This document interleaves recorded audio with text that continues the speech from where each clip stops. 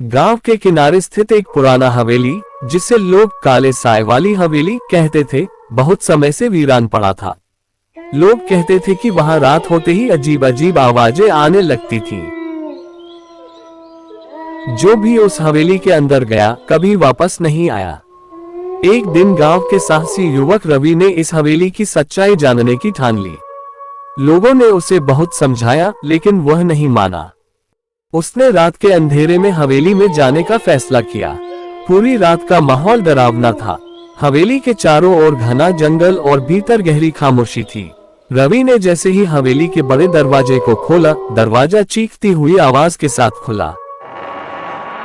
अंदर हर तरफ धूल और जाले थे। उसने अपने मोबाइल की टॉर्च जलाए और आगे बढ़ने लगा।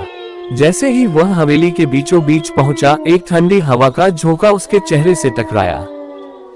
अचानक उसे ऐसा महसूस हुआ जैसे कोई उसकी ओर घूर रहा है। उसकी सांसें तेज होने लगी, पर वह डर पर काबू पाकर आगे बढ़ता रहा। तभी उसे एक कमरा दिखाई दिया जिसकी खिड़कियां धड़ धड़ करके अपने आप खुलने बंद होने लगी। रवि के कदम ठिठक गए। तभी कमरे के अंदर से किसी के पैरों की आवाज सुनाई दी। धीरे धीरे वो आवाज उसके करीब आने लगी। अचानक एक काले साए की परछाई रवि के सामने प्रकट हुई। उसकी आंखें जलती लाल थी और उसका शरीर अधमरा सा दिखता था। साए ने अपनी डरावनी आवाज में कहा, तू यहाँ क्या कर रहा है? जो भी यहाँ आया वो कभी वापस नहीं गया। अब तेरा भी यही अंजाम होगा। रवि ने डर के मारे भागने की कोशिश की, लेकिन उसके पैर जैसे जमीन में धंस गए। वह हिल भी नहीं पा रहा था। साया धीरे धीरे उसके करीब आ रहा था। उसकी सांसें तेज हो रही थीं और धड़कनें मानो गूंजने लगी थीं।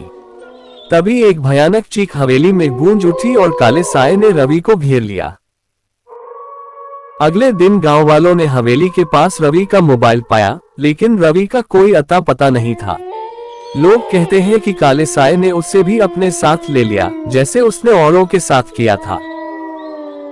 अब हवेली से हर रात चीखें और रहस्यमय आवाजें आती हैं, मानो कोई मदद के लिए पुकार रहा हो। लेकिन अब गांव में कोई भी उस हवेली के पास जाने की हिम्मत नहीं करता, क्योंकि काले साए का कहर अब भी वहां कायम है।